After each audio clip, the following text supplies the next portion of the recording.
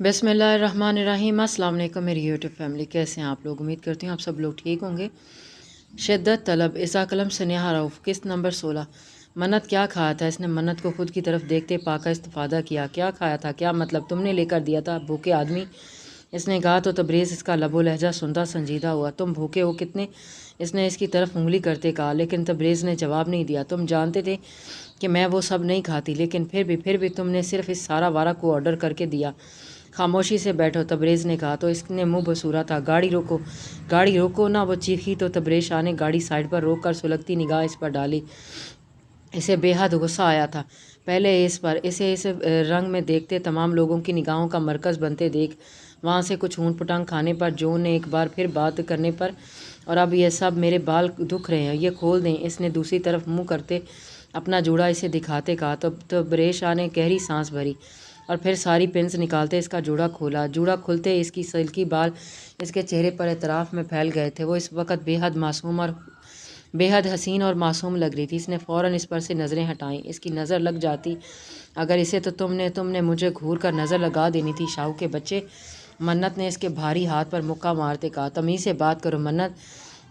वो धाड़ा था, इसका लबो लहजा इसे जहर लगा था। चलो खाना खिलाओ मुझे। इस सारा वारा को तो बड़ा खिलाया था, लेकिन बीवी जिसका तुम्हारी आपके पैसों पर हक है, इसे तो कुछ नहीं खिलाया। तबरेज़ शाह ने गाड़ी साइड पर रोकी और इसके लिए चंद एक चीज़ें लेकर आया। इसका नशा सुबह तक उतर जाता। वो खाते साथ ही एक नज़र इसे भी देख लेती जो सामने देखता ड्राइव कर रहा था। अपना वॉलेट दें। तबरेज़ शाह ने खामोशी से अपना वॉलेट इसके हाथ में थमाया। अब ये मेरा है, ताकि तुम्हें आप वो इस सारा वारा को कुछ ना खिला सको। वो इस बात का गहरा सदमा ले गई थी। वो नशे में ये सब बार बार दोहरा रही थी, जिसका मतलब था इसे तबरेज़ शाह की यह हरकत बहुत नागवार गुजरी थी। तबरेज़ शाह इसे घर लाया और कमरे में जाने का कहते खुद फ्रेश होने चला गया। वापस आया तो वो बिना चेंज किए सो गई थी। इस पर कंफर्टेबल दिया था तो देखा और इसका वॉलेट ज़ोर से मुट्ठी में दबोचे सो रही थी। मन्नत तबरेज़ शाह, तुमने सरापा इश्क हो। झुक कर इसके बालों पर लब रखते वो पीछे हटा था। कभी वक्त दे मेरे हमनफस, तेरा मुंतज़िर हम अब भी हैं। नज़र की लगावट पर भरोसा नहीं हमें, तुझे करीब से देखने की हसरत अब भी है। तुझे हम जैसे कहाँ भाते हैं, मगर सुन हम जैसे नायाब हुआ करते हैं। तू बाज़ारे इश्क में कीमत लगवा, बस तू जान जाएगा हम जैसे महंगे हुआ करते हैं। तू दोस्तों के कहने पर हमसे रूठे बैठा है, तो सुन साया भी कभी कभी दुश्मन हुआ करते हैं। तू हंसी है बेहद, मैं सरख हमें यार करती हूँ। तू बता तेरे हमारे बारे में क्या ख्याल हुआ करते हैं। रुबाशा थक कर बासित के साथ घर आ गई थी। वो दोनों अपनी अपनी सोच में डूबे थे। रुबाशा बासित के डांटने पर खाना खा लेती थी, लेकिन बहुत कम। बासित खुद भी इसके लिए परेशान था, लेकिन इसे खाने पर ज़बरदस्ती नहीं कर सकता था, क्योंकि रुबाशा की तबीयत ऐसी हो जाती थी। बाकी वो इसकी हर आसाइश सगे भाइयों से बढ़कर पूरी कर रहा था, लेकिन अपनी बहन के दिल को कैसे खुश करता जो किसी से अलहदा होने पर खामोश हो गया था। दवा लो। रुबाशा खाने के बाद वो दवा देते बासित ने इसे कमरे में भेजा था, जहाँ वो किसी लम्हे एक ही कोने पर नज़रें मज़ोकरू किए बैठी थी। क्या वो सच में इसकी औलाद इससे ले लेगा? ये सोच आते ही रुबाशा कांप उठी थी। इस वक्त मैंने इसके कितनी तकलीफ़ सही वो लफ्ज़ों में बयान नहीं कर सकती थी। वो अब ये कह रहा था कि वो उसकी औलाद ले लेगा। इसने तो सब गुस्से में इसे तड़पाने के लिए कहा था, लेकिन अब खुद तड़प रही थी। रुबाशा ने फ़ोन उठाया। इसका नंबर मिलाते गहरा सांस भरा। रिंग जा रही थी, लेकिन कॉल मासूल नहीं हो रही थी। वो वहीं चक्कर काटने लगी। 20 मिनट के इस मुख्तसर वक्त में वो बुरी तरह से हाँप गई थी। पैरों में तकलीफ़ अलग थी। दुरेद ने लैपटॉप बंद किया और फ़ोन उठाया। रुबाशा की 2 मिस्ड कॉल्स देखते ही तेज़ी से इसका नंबर मिलाया। दिल में हज़ार अंदेशे और बुरे ख्यालात आए थे। इसने खुद को कोसा था, क्यों इसने फ़ोन को साइलेंट पर डाला था। दूसरी तरफ से कॉल उठा ली गई थी, लेकिन कोई जवाब ना मिला। रुबाशा, क्या हुआ? सुन रही हो मुझे? वो तेज़ी से बोला था, लेकिन जवाब ना दर। राबी, रुबाशा, मैं सुन रही हूँ, रोंदे लहजे में बोली। क्या हुआ? तबीयत ठीक है? वो तेज़ी से अपनी जगह से खड़ा हुआ था। तो फिर दुरेद यज़दानी ने खिड़की के पास खड़े होते इससे पूछा था, आप सच में ऐसा करेंगे? कैसा? आप मुझसे इसे ले जाएंगे? तुम्हें क्या लगता है मुझे क्या करना चाहिए? तो ऐसा तो नहीं करना चाहिए ना, ये मेरा बेबी है। मैंने हर दिन अकेले खुद को संभाला है। ये तुम्हारा फ़ैसला था राबी, अब क्या हुआ? आप ऐसा नहीं कर सकते अब के। रुबाशा ऊंची आवाज़ में चीखी थी। रुबाशा, दुरेद यज़दानी, अगर नहीं चाहती हो कि मैं तेज़ी से 2 घंटे की ड्राइव करता वहाँ पहुँचूँ तो आवाज़ आहिस्ता रखो। अपने बिस्तर पर लेटो, तुम्हें आराम की ज़रूरत है। वो शुरू में सख्त और फिर तहम्मुल से काम लेता बोला, مجھے وہاں آنا ہے آپ کے پاس۔ وہ تھک کر قبول کر گئی تھی۔ اس مشکل سفر میں اب وہ خود کو اکیلا نہیں سنبھال پائے گی۔ تم نے اور تمہارے بھائی نے میری بہن کے ساتھ جو کیا، اس کے بعد بھی تمہیں لگتا ہے میں دوڑتا تمہارے پاس آؤں گا تمہیں لینے؟ وہ سب یاد کرتا تلخ ہوا۔ مجھے اس بارے میں کچھ نہیں پتہ، میں 1000 بار بتا چکی ہوں، رباشا نے حتمی لہجے میں کہا اور فون کاٹ دیا۔ وہ بس اسے دیکھتا رہ گیا۔ وہ پل میں تولا، پل میں ماشا۔ ابھی چند سیکنڈ پہلے وہ اس کے پاس آنا چاہتی تھی، اب 2 سیکنڈ بعد وہ اس سے بات بھی مزید نہیں کرنا چاہتی تھی۔ تم مجھے پاگل کر رہی ہو بیوقوف لڑکی۔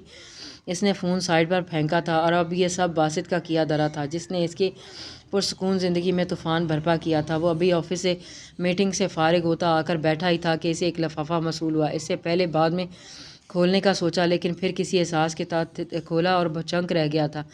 وہ صحیح کہہ کر گئی تھی، 2 ہی دن میں اس نے خلا کا کیس دائر کر دیا تھا۔ اس نے مٹھیاں بیچی تو کیا اس لڑکی کے نزدیک ان کے رشتے کی یہی اوقات تھی کہ اب وہ اس رشتے کو کورٹ کچہری میں گھسیٹتی؟ وہ اٹھا اور بنا یہ دیکھے اگلی میٹنگ کتنی ضروری ہے وہ اس کے گھر کے لیے نکلا۔ رباب باسط ضیاء، یہ تمہاری بھول ہے کہ تم ان سب میں کامیاب ہو پاؤ گی۔ اس گھٹیا حرکت کا سود سمیت بدلہ لوں گا میں تم سے۔ تیزی سے ڈرائیو کرتے ہوئے اس کے گھر پہنچا۔ چوکیدار نے اسے اندر آنے دیا تھا۔ وہ سیدھا اس کے کمرے میں گیا۔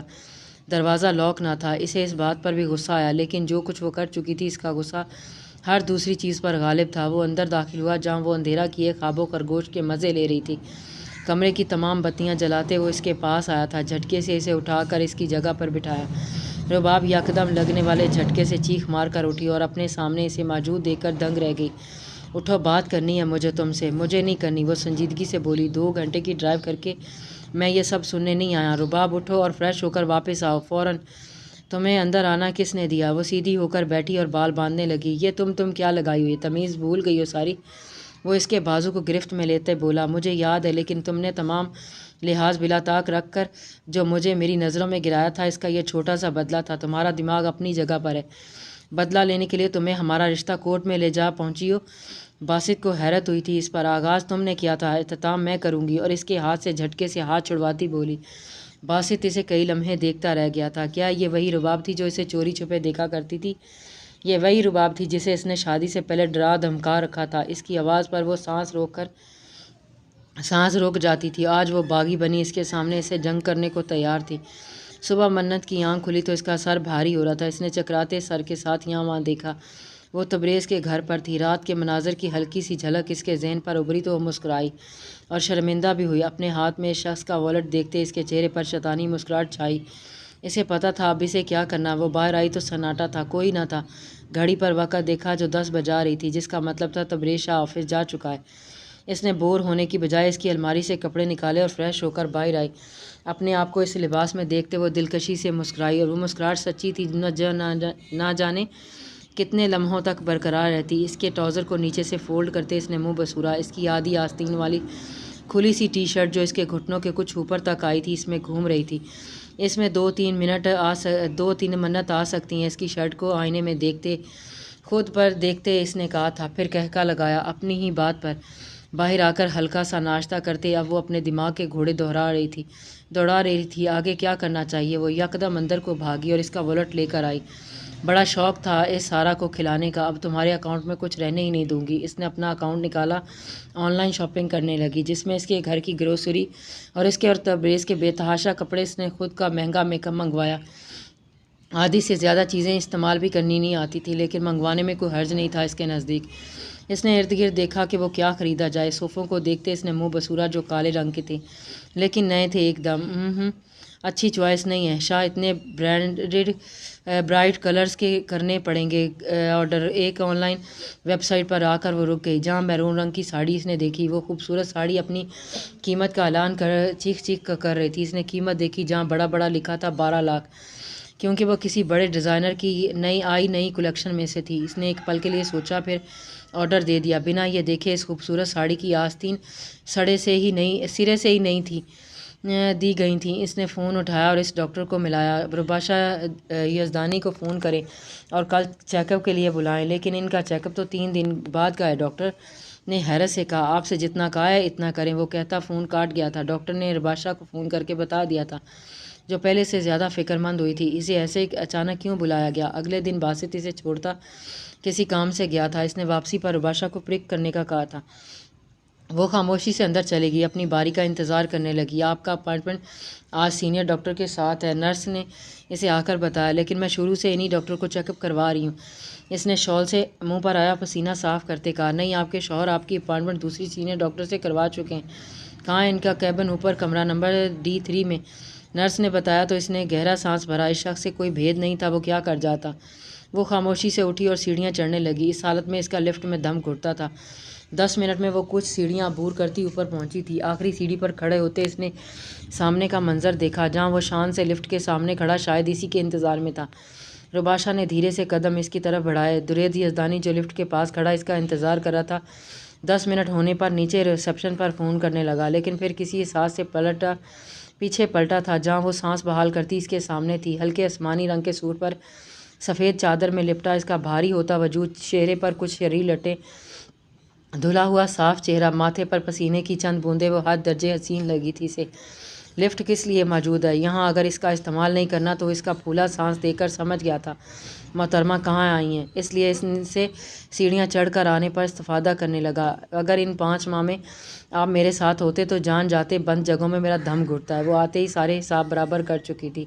یہ 5 مہینوں کی دوری ہے رباشا بیگم جو اتنی زبان چل رہی ہے تمہاری، وہ کہتا جھک کر اس کی شال کا پلو اٹھانے لگا جو وہ ڈر کر ایک قدم دور ہوئی تھی۔ کیا مصیبت ہے تمہارے ساتھ؟ وہ سخت لہجے میں بولا اور پھر اپنی جیب سے اپنا رومال نکالا۔ تمہیں جو کرنا ہے کرو، لیکن اس رشتے کی ایسے دھجیاں اڑاتے میں برداشت نہیں کروں گا۔ باسط نے سنجیدگی سے اسے دیکھتے کہا، باسط یا حالات کی سنگینی سے تمہیں اندازہ ہو جانا چاہیے کہ اب معاملات حل نہیں ہوں گے، اس لیے یہ سب باتیں بیکار ہیں۔ واقعی وہ سامنے رکھی کرسی پر ٹانگ رکھ کر بیٹھ گیا تھا۔ رباب نے حیرت سے اسے دیکھا جو پل میں ایک دم پرسکون ہوتا بیٹھ گیا تھا، یعنی اس کے دماغ میں کچھ چل رہا تھا، وہ اس کے دماغ سے جیت جانا ممکن ہی نہیں تھا۔ مجھے کہیں جانا ہے، رباب کہہ کر واش روم میں گھس گئی تھی وہ۔ تقریباً آدھے گھنٹے بعد جب وہ نکلی تو وہ شخص اتنے ہی پرسکون طریقے سے اس کے سامنے بیٹھا تھا۔ کیا چاہتے ہو؟ بتا دوں ابھی یا بعد میں؟ نزدیک ہو کر تفصیل سے سمجھاؤں؟ وہ کھڑا ہوتا سکون سے بولتا، اس کا سکون غارت کر گیا تھا۔ بھائیو آنے والے ہوں گے، ان کے آنے پر بات، کپڑے سمیٹو اپنے۔ وہ اس کے نزدیک آنے اسے دیکھتے بولا تھا، باسط اب تمہیں جانا۔ باسط نے آگے بڑھتے اس کا ہاتھ تھاما اور گھسیٹتے اسے اپنے ساتھ باہر آیا۔ اس کا احتجاج بھی کام نہ آیا، وہ ہلکی کہاں اس مضبوط جسامت کے مرد کا مقابلہ کر سکتی تھی۔ اس کے بھائی کو بولنا اس کا شوہر اسے لے کر گیا ہے، اس کا دماغ کافی خراب ہو رہا تھا، اب وہ خود سیٹ کرے گا۔ وہ چوکیدار کو کہتا، اب اسے گاڑی میں جھٹکا دیتا، تیزی سے وہاں نکل گیا تھا۔ مجھے نہیں جانا تمہارے ساتھ، وہ چیخی اور دروازہ شیشے پر ہاتھ مارا جو وہ لاک کر چکا تھا۔ خاموشی سے بیٹھو، میرے سر میں پہلے ہی بہت درد ہے، باسط نے کہا تو وہ واقعی خاموش ہو گئی۔ ابھی وہ میڈم اس سے علیحدگی چاہتی تھی جو اس کے سر درد کا سنتے ایک دم خاموش ہو گئی۔ ابھی تو سر میں درد ہے، سوچو میں مر جاؤں تو کیا کرو گی تم؟ باسط رباب نے جھٹکے سے اسے دیکھا، کیس واپس لو اپنا، کیونکہ ایسا کچھ نہیں ہوگا جیسا تمہارے اس دماغ میں بھرا ہوا ہے۔ میں ایسا نہیں کروں گی، رباب نے ہٹ درمی سے کہا۔ آخری شخص نے اتنا برا کیا تھا اس کے ساتھ کہ سب سامنے یہ سب کچھ تو کچھ نہ تھا۔ رباب فون کرو اپنے وکیل کو، وہ سامنے دیکھتا بولا تھا، یہ ممکن نہیں ہے۔ ٹھیک ہے، اب جو ہوگا اس کی ذمہ دار صرف تم ہوگی۔ باسط نے غیر ارادی نظر اس پر ڈالی اور دیکھا وہ سیٹ بیلٹ اس کی سپیڈ کی وجہ سے لگائے بیٹھی تھی۔ اس نے ٹرن لیتے گاڑی کچی سڑک پر ڈالی اور دوبارہ اسے دیکھا جو اڑے حواسوں سے سامنے دیکھتی شاید حالات سمجھنے کی کوشش میں ہلکان تھی۔ باسط کے چہرے پر تمسخرانہ مسکراہٹ پھیلی اور بنا کوئی سوچے اپنی سیٹ بیلٹ اتاری اور گاڑی سامنے درخت پر دے ماری۔ ایک جھٹکے کے ساتھ گاڑی رکی تھی۔ ہوا میں تیز آواز کے ساتھ رباب کی چیخ سنائی دی۔ باسط کا سر اسٹیئرنگ پر تھا جس سے اب بھل بھل کر خون بہہ رہا تھا، گاڑی کے بونٹ سے دھواں نکلنے لگا تھا۔ رباب نے ڈرتے اس کو دیکھا جو اب سیدھا بیٹھ گیا تھا، اس کی ہلکی نیلی شرٹ کے کندھے پر اب خون کی بوندیں ٹپک رہی تھی۔ باسط خون، اس نے اس کے کندھے پر ہاتھ رکھنا چاہا۔ باسط نے گاڑی دوبارہ سٹارٹ کی اور ریورس میں لیتے گاڑی اس کے گھر کے سامنے روکی۔ جاؤ اور آج رات سوچ لو، صبح تک مجھے فیصلہ بتا دینا، اگر تم نے نہیں بتایا تو سب میں اپنے ہاتھوں سے ختم کروں گا۔ اب خون نکل رہا ہے بہت۔ وہ بنا اس کی بات پر دھیان دیے صدمے میں ڈوبی تھی۔ اس وقت اسے اس کے ماتھے کی چوٹ، اس کے خون کے سامنے کچھ نہیں دکھ رہا تھا۔ نکالو دھاڑا تو وہ کانپ گئی تھی۔ ہسپتال چلیں پلیز، وہ کانپتے لہجے میں بولی۔ وہ اپنا ہاتھ اس کے ماتھے کی طرف بڑھایا۔ تمہیں نہیں لگتا اب تم جلد یہ حق کھونے والی ہو؟ باسط نے اس کے چھونے کی طرف اشارہ کرتے کہا۔ رباب پھٹی آنکھوں سے اسے دیکھ رہی تھی۔ وہ سچ کہہ رہا تھا کہ اس کے ایک انتہائی قدم سے سب تباہ ہو جاتا، اور وہ تو اس شخص سے بچپن سے محبت کرتی، نہ تو کیسے اسے چھوڑ دیتی۔ اس کے سر درد پر وہ خاموش ہو گئی تھی، نہیں تو وہ شور مچا کر اب اسے گھر واپس جانے پر مجبور کر دیتی۔ اس کے مرنے کی بات یاد کرتے وہ تیزی سے دروازہ کھولتی اندر بھاگی تھی۔ پیچھے وہ بھی بنا اسے دیکھے تیزی سے گاڑی چلاتے اپنے فلیٹ کی طرف نکل گیا تھا۔ باسط نے واپس آتے رباشا کو دیکھا جو سو گئی تھی، پھر شاور لیتا بنا کوئی دوا لگائے وہ سو گیا تھا۔ زخم اس کا جل رہا تھا ماتھے پر، لیکن جسے فکر کرنی تھی وہ تو بھاگ گئی تھی۔ وہ نیند کی وادیوں میں تھا جب اس نے اپنے ارد گرد ایک احساس محسوس کیا۔ وہ جو کپڑے بدلتی سونے کی تیاری میں تھی اسے سوچ کر ہلکان ہو رہی تھی۔ تقریباً اس کا 1.5 لاکھ 10 منٹ میں اڑاتے اس نے گہری سانس بھری، جیسے کوئی محاذ سر کیا ہو۔ اب وہ سکون سے وہیں کاؤچ پر لیٹی ٹی وی چلا چکی تھی۔ وہ جو کام سے اب فارغ ہوا تھا، اس نے تھک کر کرسی پر سر رکھا اور فون اٹھایا جہاں بے شمار ای میلز اسے موصول ہوئی تھی۔ اس نے فون کھول کر دیکھا تو شستر سا رہ گیا۔ اس کے اکاؤنٹ سے اکٹھے 2.5 لاکھ پچھلے 1 گھنٹے میں اڑایا گیا تھا۔ اس نے دیکھا اس کے ایڈریس پر کتنے ہی آرڈرز کی ڈیلیوری ڈیٹ شو ہو رہی تھی۔ کرسی سے اٹھا اور گھر کے لیے نکل گیا۔ تیزی سے ڈرائیو کرتے وہ گھر پہنچا۔ دروازے کا لاک کھلنے کی آواز پر منت دھیمے سے مسکرائی۔ اب آئے گا مزہ۔ تم نے کھلا کیسے دیا اسے پتلی تیلی کو کھانا؟ وہ اندر داخل ہوتے ہوئے صوفے پر آڑی ترچھی لیٹی سامنے دیکھنے لگی۔ کوئی بابی مووی دیکھنے میں مصروف تھی۔ تبریز شاہ نے اسے دیکھا جو اس کے کپڑوں میں موجود تھی۔ اسے وہ اس وقت بے حد حسین اور معصوم لگی۔ وہ اس کے نزدیک آیا اور جھٹکے سے اسے کھڑا کیا۔ اب تک وہ اس کی گزشتہ رات کی حرکتیں نہیں بھولا تھا۔ منت نے آنکھیں پٹپٹاتے اسے دیکھا۔ کیا ہوا؟ یہ سب کیا کری اور کیوں؟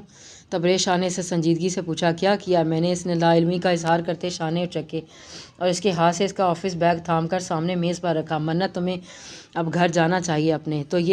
تو کیا یہ گھر میرا نہیں ہے؟ اس نے مڑتے سنجیدگی سے اسے کہا۔ وہ صرف اس کی فکر میں گھر آیا تھا۔ نہ جانے اس کا نشہ اترا ہوگا یا نہیں۔ کل کی اس کی حرکت کی یاد کرتے وہ خود کو تلخ ہونے سے روک نہیں پایا تھا۔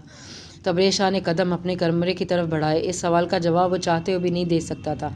پوچھو گے نہیں میں نے تمہارے پیسے کہاں لگائے؟ نہیں۔ کیوں؟ ابھی تو گھر سے نکال رہے تھے، مجھے لگا شاید اب پیسوں کا بھی حساب لوگے۔ درید یزدانی نے جھک کر اس کے ماتھے سے پسینہ صاف کیا اور ساتھ گزرتے کام والے کو پانی لانے کا کہا۔ اب اس کے ہاتھ کو اپنی مضبوط ہتھیلی میں تھامتے وہ اندر لے کر گیا اور اس کا سارا چیک اپ تفصیل سے کروایا۔ اس ڈاکٹر نے بھی اسے اچھی خوراک کا بولا تھا۔ وہ واپس لایا اور لفٹ میں کھڑا کیا۔ اسے مجھے سیڑھیوں سے جانا ہے، رباشا نے گھبراتے کہا۔ درید یزدانی نے آئی برو اچک کر اسے اور پھر ایک نظر اس کے پیروں کو دیکھا جو ہلکے سوجن کا شکار تھے۔ واقعی؟ اس نے تیزی سے سر ہلایا تو درید نے اسے نظر انداز کرتے گراؤنڈ فلور کا بٹن دبایا۔ رباشا نے اس کے ہاتھ پر گرفت سخت کی تو اس نے رباشا کو حصار میں لیا اور پلکیں جھپکاتے اسے چھوڑ دیا۔ وہ پہنچ چکے تھے۔ میں یہاں انتظار کروں گی۔ اس نے باسط کا نام نہیں لیا تھا، لیکن درید کی سخت نگاہ پر وہ خاموش ہو گئی تھی۔ جس بھائی کے دم پر گئی تھی وہ اچھی خوراک بھی فراہم نہیں کر پا رہا تمہیں؟ ایسی کوئی بات نہیں ہے، میرا دل نہیں کرتا۔ وہ منمنائی تھی۔ باسط اس کا کتنا خیال رکھتا تھا، وہ خود سے لاپرواہ تھی۔ وہ اسے کھانے کے لیے ریسٹورنٹ لایا، فیملی کیبن میں بیٹھا تھا۔ اب وہ کنفیوز تھی اور وہ ٹانگ پر ٹانگ چڑھائے اس کے چہرے کے خد و خال کو غور سے دیکھ رہا تھا۔ آپ نے اس دن کافی بدتمیزی کی تھی مجھ سے۔ وہ کچھ یاد آتے جھٹکے سے سر اٹھا کر بولی تھی۔ معافی منگوانا چاہتی ہو مجھ سے؟ اس کی پوزیشن میں کوئی فرق نہیں آیا تھا۔ ہاں، اس کے خیال کے برعکس جواب آیا تو وہ متاثر ہوا۔ اور جو تم نے کیا اس کا کیا؟ میں نے کچھ نہیں کیا، سب آپ نے بولا تھا، مجھے حرف بحرف یاد ہے۔ اچھا کیا تم نے میری آنکھوں میں دیکھ کر مجھ سے میری اولاد کو دور رکھنے کا دعویٰ نہیں کیا تھا۔ وہ پل میں اسے لاجواب کر گیا تھا۔ آپ کو معافی مانگنی چاہیے درید، اس نے تنگ پڑتے کہا تو وہ خاموش ہو گیا تھا۔ تب تک کھانا آ گیا، کھاؤ اچھے سے۔ درید نے اسے پلیٹ میں چمچ ہلاتے دیکھ کر سختی سے کہا تھا۔ منت مجھے بحث نہیں کرنی، اس نے نظریں چراتے ہوئے کہا اور فریش ہونے کے لیے واش روم چلا گیا۔ واپس آیا تو وہ وہیں اس کے کمرے میں موجود تھی۔ اس کے سامنے تبریز شاہ کا فون بجتے ہی وہ باہر نکل گیا تھا۔ اس کے باپ کا فون تھا جسے وہ نظر انداز نہیں کر سکتا تھا۔ اس کے جانے کے بعد منت وہیں بیٹھ گئی اور اس کے بارے میں سوچنے لگی۔ وہ شخص ایک پہیلی تھا، کبھی بالکل اپنا سا اور کبھی بالکل انجان۔ ایسے وہاں بیٹھے نہ جانے کتنا وقت گزر گیا، لیکن وہ نہیں آیا۔ وہ بھی ضد میں کہیں نہیں گئی، وہ جانا چاہتی تھی۔ وہ شخص یکدم کیوں اسے بھاگنے لگا ہے؟ شام تک اسے گروسری مل گئی تھی۔ اس نے پورے دل جمی سے اس کا باورچی خانہ سیٹ کیا تھا، ایک چیز صاف کر کے جمائی لی تھی۔ اس کے کمرے میں آتے اس کی الماری کو بالکل صاف کیا اور اب شام کی نماز ادا کرتے وہ تھک گئی تھی بہت، لیکن وہ شخص اب تک نہیں نکلا تھا اس کمرے سے۔ اس نے اپنے اور اس کے لیے روٹی بناتے کھا لی تھی اور اس کے کمرے میں چلی گئی اور ضد میں وہیں صوفے پر بیٹھ گئی۔ وقت گزرتا چلا گیا، وہ نہیں آیا تھا۔ اب وہ وہیں بیٹھے بیٹھے سو گئی تھی۔ رات کے 11 بجے اس کمرے سے نکلا تھا۔ کمرے میں خاموشی گھر میں خاموشی محسوس کرتے اسے یہی لگا تھا وہ چلی گئی ہے۔ اس نے گہرا سانس بھرا اور باورچی خانے میں پانی پینے گیا۔ کھانے کی تمنا نہیں رہی تھی اسے باورچی خانے کو اس طرح اچھے سے ترتیب میں سجا پہلی بار دیکھا تھا۔ اپنے کمرے کی طرف قدم بڑھائے اور اسے سامنے دیکھ کر وہ وہیں رک گیا۔ کم سے کم ابھی تو وہ اس کا سامنا نہیں کرنا چاہتا تھا۔ نہ جانے اس نے ماتھے کی چوٹ پر کچھ لگایا ہوگا یا نہیں۔ آج وہ اس کا جنون دیکھ کر حیران ہی سی تو رہ گئی تھی۔ ایسا تو پہلے اس نے کبھی بھی برتاؤ نہیں کیا تو پھر آج کیوں؟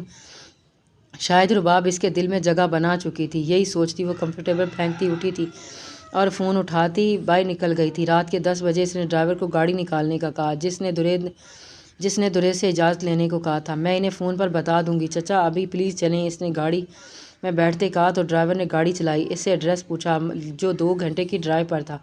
انہوں نے اسے پہنچا دیا لیکن وہ مطمئن نہیں تھے کیونکہ رات کے 12 بجے تھے، اس لیے درید کو فون کیا اور حالات بتائے۔ میری بات کروائیں چچا رباب سے، درید نے کہا تو انہوں نے فوراً فون رباب کو پکڑایا۔ جی بھائی مجھے آنا پڑا، وہ منائی، احساس ہے تمہیں؟ تم رات کے کس وقت باہر ہو گڑیا؟ بھائیو میں اپنے شوہر کے گھر آئی ہوں۔ شوہر کی حرکتیں دیکھی ہیں تم نے اپنے؟ اندر جاؤ اور پھر ڈرائیور سے بات کرواؤ میری، اور واپسی کا کیا کرو گی؟ اسے رباب کا جانا پسند نہیں آیا تھا لیکن وہ جان گیا تھا وہ شخص اس کی بہن کی بچپن کی محبت ہے، محبتیں کہاں چھوڑی جاتی ہیں، اس لیے کچھ کہا نہیں تھا۔ ویسے بھی وہ نکاح میں تھے۔ اوکے بھائیو، رباب ڈرائیور کو پکڑا کر اندر چلی گئی تھی۔ چوکیدار نے اسے اندر بھیج دیا تو ڈرائیور نے اسے تسلی دی اور واپسی کے لیے نکل گیا۔ اس نے بیل دی اور انتظار کیا لیکن کوئی بھی نہ آیا۔